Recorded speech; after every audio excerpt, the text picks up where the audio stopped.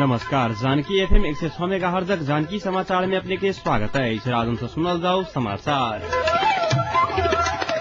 एक नुका मुख्य समाचार।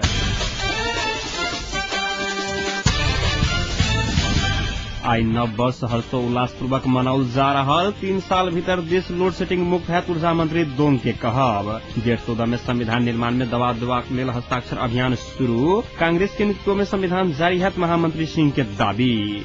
और रतट के जिला विकास समिति के कर्मचारी कमीशन मांग कर रहल रहस्य बहराए।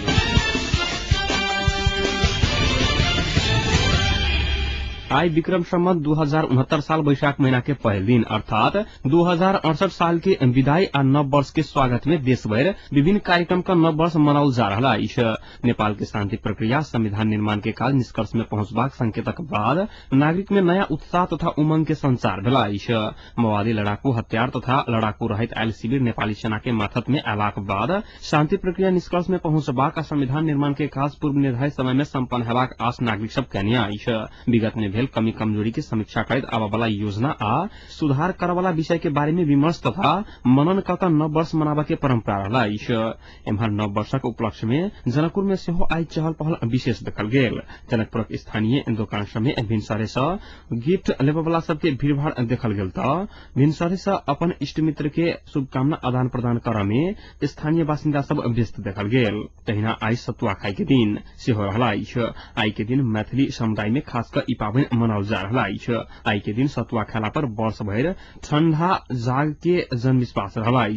आई के दिन गाम गाम में ई पावनि भव्यता के संग मनाउल जा रहा है। नया वर्ष के अवसर पर सर्वसाधारण सभक प्रतिक्रिया जहिना के तहिना। ऐसे पहिलका वर्ष के बीतल नेपालक संदर्भ में बहुत निराशाजनक समय बीतल, लेकिन समय के परिवर्तन के संगे परिस्थितियों में परिवर्तन हो। यहाँ लोग विश्वास करे। हम सब विश्वास करे जे नया वर्ष में ई संविधान जरूर आवत आ खास कर मधेसियों के हक हित के संबंध में उनमें जरूर सोचल जाए। लेकिन अब एकरा लेल हम सब प्रतीक्षा करी, देखी नया वर्ष की सब दे रहल छै जनता के। दोसर बात जे परुका साल महंगियों के मामला में बड़ा बेजोड़ उग्रस रहल। सब चीज के भाव अंधाधुंध भागल। गैस हो, मिट्टी तेल हो, सब चीज महंग भेल। अब आशा राखी सरकार के ध्यान अहू दे जेतै कि जनता पिछा के थौआ भ गेल। अब कनी महंगियों नियंत्रण करी तो ई सब जो नया वर्ष में भेल तो नेपाल के जनता एक में बहुत राहत महसूस करत। पुराना साल में अपने के जनता सबके कोनो राहत नहीं भेटले। राहत के नाम पर खाली चर्चा भेले और ई देखने में आयल कि सरकार से व्यापारियों पर अंकुश लगावे नहीं रहल। आम नागरिक के गैस लगाए मट्टी तेल या डीजल या पेट्रोल में सेहो मतलब की कही छै परेशानी दिलखिन। अब नया साल में हमरा सो आशा राखी इस समय से सुधार हाथ और नया संविधान सेहो निश्चित रूप से आप विश्वास रखे। हम नया साल के प्रतीक्षा में छी। नया साल में सुबह सुबह दुकान खोलली अपन हर एक साथी सब आयल छल। हर एक से शुभकामना के लिए हर एक साथी के चाहे कि हर एक साल ही नया साल आवे नेपाल के अपन नीक परिभाषा नीक परिवर्तन रहे। ये हम शुभकामना साथी सबके अपन कहै। हम एतबे चाहे छी कि अपन हर एक आदमी हर एक साथी भाई हर एक साल अपन नीक से इस नेपाल के साल मनावे कोशिश रहे और नया साल बीते। नया साल में भोरे उठ लिए, भोरे उठ कर नहा धोआ कर जनकपुर घूम लिए और साथी सबके जो शुभकामना आदान प्रदान के लिए बढ़िया बढ़िया वेराइटी सब बना कर खेलिए। जो मासू दाल भात जो तरुआ जी सब खेलिए। जी नया साल में अभी तो संविधानो नहीं बनल है और नई देश में कानून है।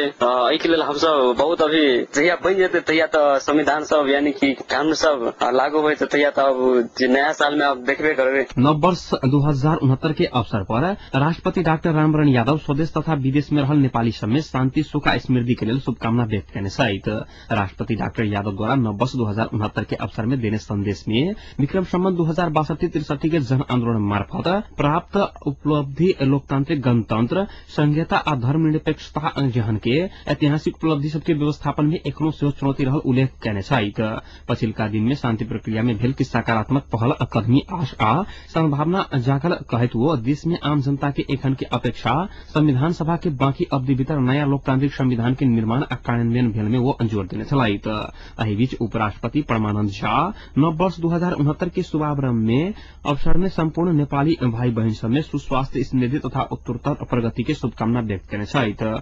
उपराष्ट्रपति झा निर्धारित समय भीतर शांति प्रक्रिया के तार्किक निष्कर्ष में पहुंचावा के जनसाना बमोजिम के लोकतांत्रिक संविधान के निर्माण होब सकल में मात्र नेपाल में लोकतंत्र मजबूत गैर जाइट सकत उल्लेख कयल गेला।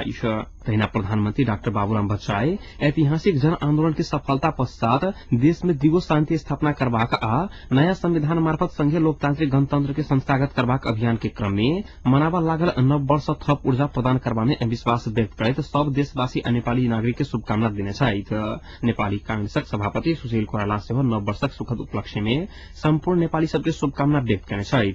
तहिना एहि अवसर पर राष्ट्रिय जनशक्ति पार्टी के अध्यक्ष एवं पूर्व प्रधानमंत्री सूर्य बहादुर थापा स्वदेश तथा विदेश में रहल सब नेपाली में प्रगति के कामना करे शुभकामना व्यक्त करने छथि।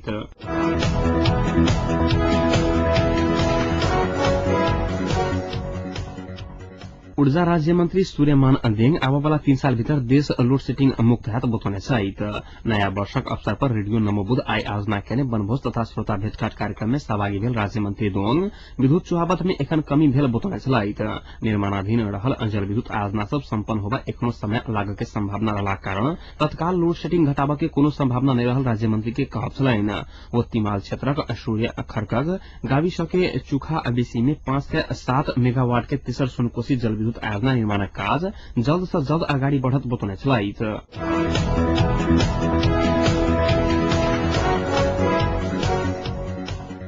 नेपाली सेना पूर्व राजा ज्ञानेन्द्र शाह के सुरक्षार्थ खटल सैनिक के फिर्ता बजोने आइछ। 6 महीना पहिने ज्ञानेन्द्र के सुरक्षार्थ खटल सेना के फिर्ता बोलावा के निर्णय भेला बादो एखन आबि क कार्यान्वयन भेल आइछ। सरकार के पुराने निर्णय अनुसार नेपाली सेना फिर्ता बजाउल गेलाक बाद सेना के प्रवक्ता रविन्द्र छेत्री जानकारी देने आइछ। सशस्त्र के आवश्यक तैयारी के लेल किछ समय लागत बतबैत तैयारी पूरा भेला बाद काल्हि कार्यान्वयन भेल आइछ। प्रवक्ता के अनुसार पूर्व राजा के सुरक्षा में 25 गोटे सैनिक खटल छल। सेना फिर्ता भेला बाद आब पूर्व राजा ज्ञानेन्द्र के सुरक्षा के संपूर्ण जिम्मा सशस्त्र पुलिस के देल गेल आइछ।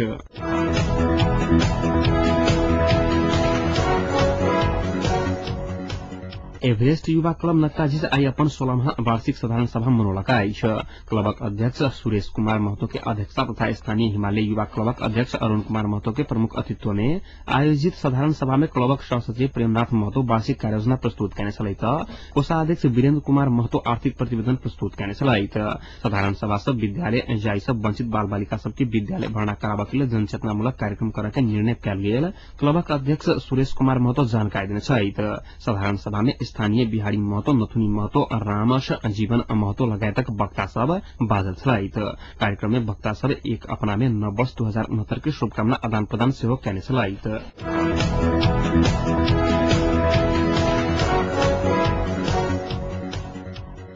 मध्य स्वायत्त प्रदेश के समर्थन में सद्भावना पार्टी गजेन्द्रवादी आइसा बांके के नेपालगंज में 10 दिने हस्ताक्षर अभियान शुरू कयलक आइछ।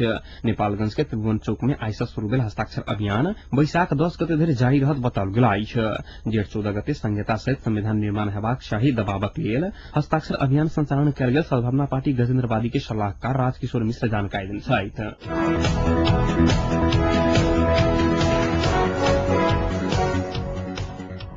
नेपाली कांग्रेसका महामंत्री प्रकाशमान सिंह कांग्रेस के नेतृत्व में लोकतांत्रिक संविधान जारी है दावी करने आइछ।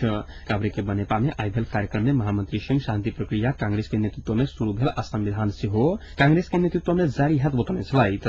दल सब बीच नया संविधान जारी कर राष्ट्रीय सहमति के सरकार बनबाक लगभग सहमति भ चुकल बतबैत महामंत्री सिंह किछ दिन में कांग्रेसक नेतृत्व में सहमति के सरकार बनल दावी करने छलैथ। महामंत्री सिंह पार्टी नेता कार्यकर्ता के व्यक्ति के खुशी कर के काज में नहीं लगा के निर्देशन सेहो देने छलैथ। ओ गाम से केन्द्र धरि पार्टी विधान प्रक्रिया अनुसार चल के लिए नेता तथा कार्यकर्ता सबके निर्देशन देने रहैत।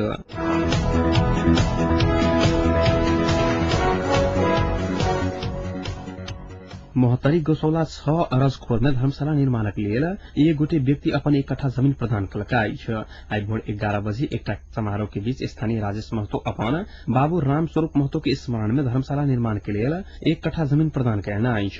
समारोह में इंजीनियर सीताराम शाह, जमीनदाता महतो आ महतो के माय के दुसल्ला उठाकर सम्मान कयल गेल छथि।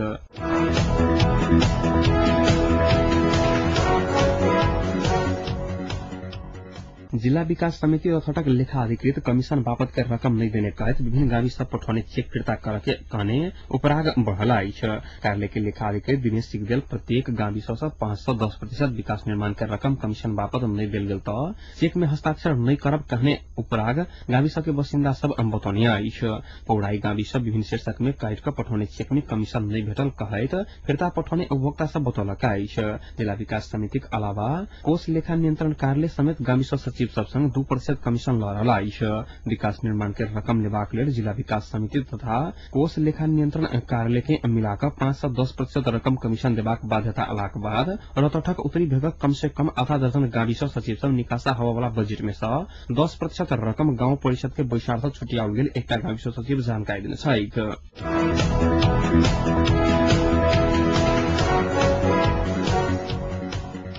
राष्ट्रपति डाक्टर रामरण यादव देश विखंडन होबा जका संविधान जारी कल गेल तो अपने हस्ताक्षर नहीं करब बतौने आई भोर काभ्रे के कानपुर में रहल कालिका देवी मंदिर के भवन के उद्घाटन करैत राष्ट्रपति यादव राष्ट्रीय अखंडता में खलल पहुंचा के अवस्था आयल तो अपने संविधान प्रमाणीकरण के लिए हस्ताक्षर नहीं करब बतौने नया बने वाला संविधान सब जाति धर्म आ भाषाक नागरिक के मान्य हेबाक चाही राष्ट्रपति यादव के कहब छलैन। राष्ट्रपति यादव नया बने वाला संविधान में धर्म के सम्मान करबाक चाही बतौने छलैथ। देश देरी भेलाक बाद दल सबके क्रियाशीलता से आब जेठ 14 भीतर संविधान आउत राष्ट्रपति के कहब छलैन।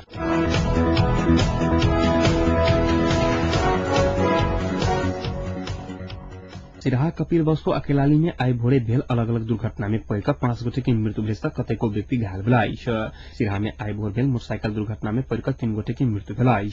पूर्व पश्चिम लोकमार्ग अंतर्गत सिराहा के भवानीपुर 9 में 100-87-25 नंबर के मोटरसाइकिल राजमार्ग में रोक कर रखल गेल ना 3 ख 57-92 नंबर के ट्रक में ठकराला से मोटरसाइकिल पर सवार 3 गोटे की मृत्यु भेल पुलिस जनौलक।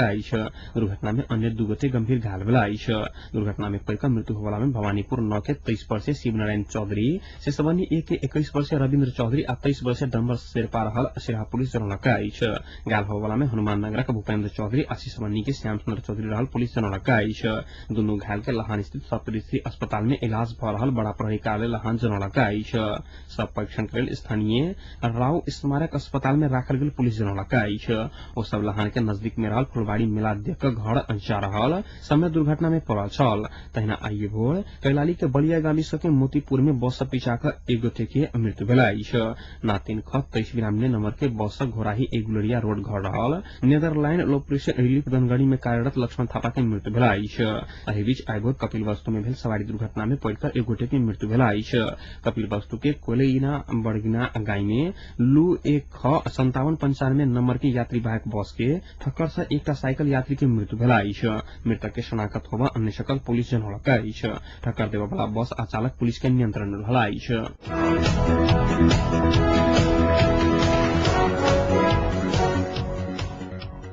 नया वर्ष के अवसर देखकर आई सर्लाहिक भक्तिपुर गाविस के एकटा जोड़ी अंतर्जातीय विवाह कलक।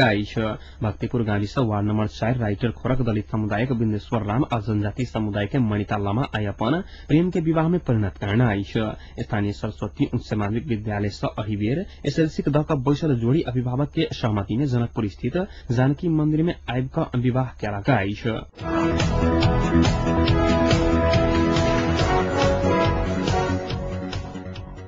भारत सरकार विगत के सहमति अनुरूप माओवादी लड़ाकू के समायोजन और पुनर्स्थापन प्रक्रिया आगू बढ़ावाक सेना समायोजन विशेष समिति के निर्णय के स्वागत करने आई।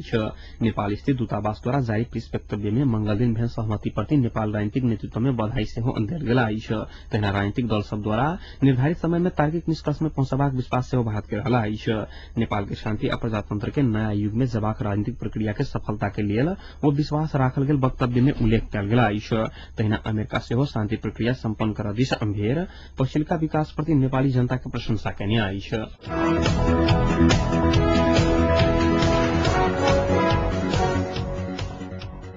हिन्दी फिल्मक प्रसिद्ध अभिनेता शाहरुख खान के अमेरिकी अध्यागमन विभाग द्वारा नियंत्रण में लेल गेल घटना प्रति अमेरिका आई माफी मांगलक अछि। अमेरिकाक येल्ले विश्वविद्यालय में लेक्चर देवा पहुंचल खान के काल्हि अमेरिकाक अध्यागमन विभाग 2 घंटा नियंत्रण में लेने रहैक। भारतीय विदेश मंत्री एसएम कृष्णा आई घटनाक विषय में अधिकारी सबसे जानकारी लेबल लेल अमेरिका स्थित भारतीय राजदूत निरुपमा राव के निर्देशन देने रहैक। निजी विमान से उद्योगपति नीता अंबानी के संग न्यूयॉर्क पहुंचल खान के अध्यागमन विभाग नियंत्रण में लेलाक बाद लेक्चर 1:30 शुरू भेल रहैक। अंबानी ओहि विश्वविद्यालय से पूर्व छात्रा छथि। अमेरिकी अध्यागमन बेर बेर हुनका दुख द रहल खान शिकायत व्यक्त कयने छथि। तहिना एहि घटना प्रति भारतीय विदेश मंत्री आक्रोशित रहल भारतीय संचार माध्यम सब जनौलक अछि। अमेरिकी अध्यागमन द्वारा खान के नियंत्रण में लेल गेल ई दोसर घटना छैक। सन 2009 में सेहो हुनका 2 घंटा नियंत्रण में लेल गेल रहनि। तहिना पूर्व राष्ट्रपति एपीजे अब्दुल कलाम के सेहो कंटेनमेंट में एयरलाइंस में तलाशी लेल गेल रहनि त केंद्रीय मंत्री शहनवाज हुसैन के शिकागो एयरपोर्ट पर दुर्व्यवहार कयल गेल रहनि।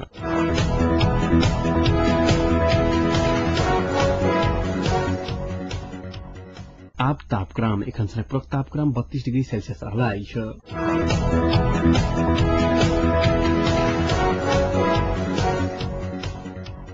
प्रमुख समाचार अंत में एक बेर फिर से।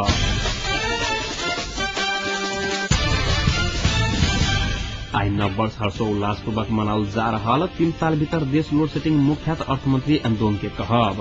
जेठ 14 में संविधान निर्माण में दबाव देबाक लेल हस्ताक्षर अभियान शुरू। कांग्रेस के नेतृत्व में संविधान जारी हैत महामंत्री सिंह के दावी। आ रसद के जिला विकास समिति के कर्मचारी कमीशन मांग कर रहल बात भेल खुलासा।